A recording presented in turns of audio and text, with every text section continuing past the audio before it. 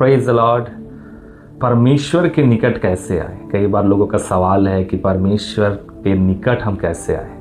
Bible बताता है, इससे पहले कि हम मनुष्य की बातें सुने, बाइबल के बारे में सुनते हैं। बाइबल इस प्रकार कहता है, याकूब 4:8 में, परमेश्वर के निकट आओ तो वह भी तुम्हारे निकट आएगा। ये बहुत आसान है। आज अगर आप परमेश्वर के बिना जीवन जी रहे हैं और आप चाहते हैं कि हम परमेश्वर के साथ जीवन जिए, यीशु के साथ जीवन जिए, पवित्र आत्मा के साथ जीवन जिए, तो यीशु को पुकारिए और बोलिए, परमेश्वर मैं आपके नज़दीक आता हूँ, यीशु मैं आपके नज़दीक आता हूँ। ये बहुत आसान है।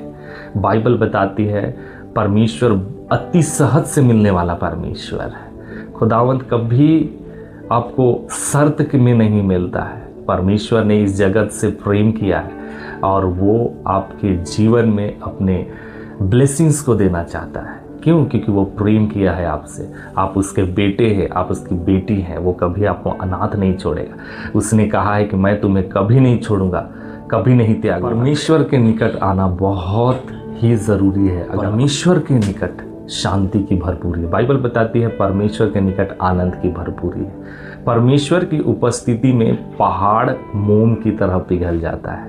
जब परमेश्वर का आत्मा आता है, उसकी उपस्थिति आती है, तो खुशियाँ भर जाती है और एक खुशहाली आ सकती है, एक आनंद आ सकता है। परमेश्वर का वचन जिस तरह से कहता है कि मैं तुम्हें कभी नहीं छोड़ूंगा और ना कभी त्यागूंगा, ये वचन जो है वो आपको संतावना देता है, आपको आशीष देता है, आपको बरकत देता है, आपको प्यार देता है। परमेश्वर ने यीशु मसीह को दिया है आपके लिए और मेरे लिए। वो कैसे नहीं आपके निकट आएगा?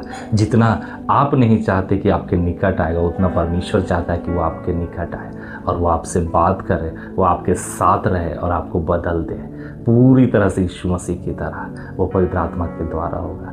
इसलिए मत सोचिए आपने क्या गलत कार्य किया है, क्या पाप किया है। कोई भी पाप यीशु से बड़ा नहीं है। कोई भी पाप यीशु के बलिदान से बड़ा नहीं है।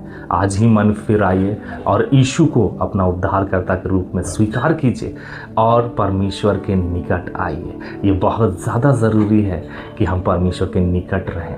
बाइबल बताती है वो हमारा पिता है। यीशु ने उन्हें भला पिता करके बताया है। बाइबल बताती है कि ये परमेश्वर पिता हमारा भला पिता है। आप जिस भी परिस्थिति में पाए जाते हैं, परमेश्वर आपको स्वीकार करने में विश्वास योग्य है। पहला यूहन्ना 1:7 बताता है कि यदि हम अपने पापों को मान ले तो वो पाप क्षमा करने में हमें विश्वास योग्य है। वो परमेश्वर हमें क्षमा करेगा, हमें स्वीकार करेगा, हमें गले लगाएगा। कई बार हम प्रेम तो चाहते हैं इस संसार से, लेकिन वह संसार हमें प्रेम नहीं देता है। लोग आपके नेचर को, आपके कामों को और आपके व्यवहार को देख के प्रेम करते हैं, लेकिन परमेश्वर का प्रेम ऐसा नहीं है। वो आपको देख के प्यार करता है। आप जिस भी परिस्थिति में जैसा भी है, परमेश्वर आपसे प्रेम करता है, आपको अपनाता है और गले से लगाता है। आज ही परमेश्वर के निकट आए और परमेश्वर को पुकारे, परमेश्वर आपको जवाब देंगे। बाइबल बताता है वो जिंदा परमेश्वर है।